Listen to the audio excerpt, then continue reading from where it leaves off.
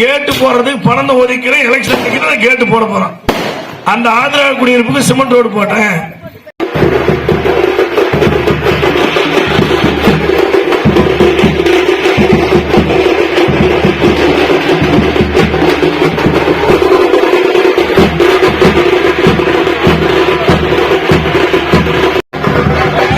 சட்டப்பேரவை உறுப்பினர் மகளிரைய பாக்கத்து போறாரு, வழி விடுங்க.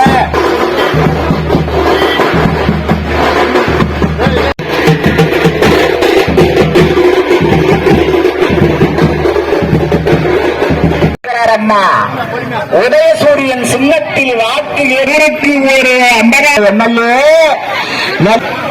இது உதயசூரியன் சின்னத்தில் வாக்கு கேட்டு ஆட்சிக்கு வந்தது, 89 ஆட்சிக்கு வந்தது, 96 2006 2021 என்று 6 முறை ஆட்சிக்கு வந்து எண்ணற்ற திட்டங்களை தந்திருக்கின்ற விவசாயத்திற்கும் கல்விக்கும் மருத்துவத்திற்கும் அடிப்படை கட்டமைப்பு வசதிகளுக்கும் எண்ணற்ற திட்டங்களை நம் பகுதிக்கு செய்து தந்திருக்கிறார். அப்படித்தான் இந்த முறை ஆட்சிக்கு வந்து செங்கத்திலே நீண்ட கால கனவாக இருந்த அரசு கலைக்கல்லூரியை இந்த ஆண்டே தந்து நம் பள்ளிப்பட்டியிலே அனைத்து தெருக்களுக்கு இன்றைக்கு சிமெண்ட் சாலை அமைக்கப்பட்டிருக்கிறது.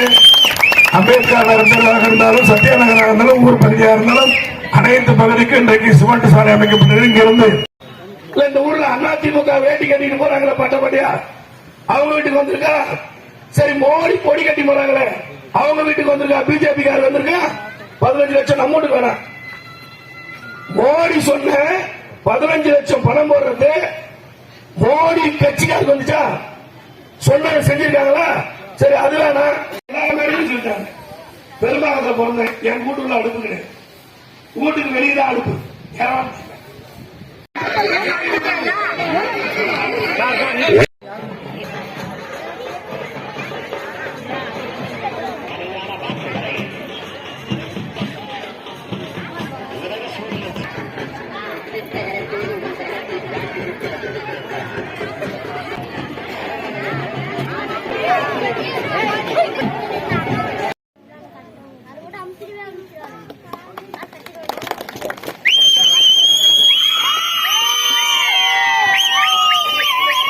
என்பதையும் உறுதியாக நான் இந்த நேரத்தில் சொல்லிக்கொண்டு, திராவிட முன்னேற்ற கழகத்தின் ஆட்சி தொடர வேண்டும் என்று நம் கூட்டணியில் இருக்கின்ற கட்சி தலைவர்கள் எல்லாம் இந்த ஆட்சி தொடர வேண்டும் என்று நினைக்கிறார்கள். ஏன் இந்த ஆட்சி தொடர வேண்டும்? இந்தியாவை ஒரு பாசிச கூட்டம் அபகரிக்க பார்க்கிறது. அதை தடுத்து நிறுத்துவதற்கு தமிழ்நாடு தான் தொடக்கமாக இருக்க வேண்டும் என்று இந்த கூட்டணி அமைக்கப்பட்டிருக்கிறது. எனவே இந்த கூட்டணிக்கு நீங்கள் பெருவாரியான வாக்கை உதயசூரிய சின்னத்தில் அளிக்க வேண்டும்.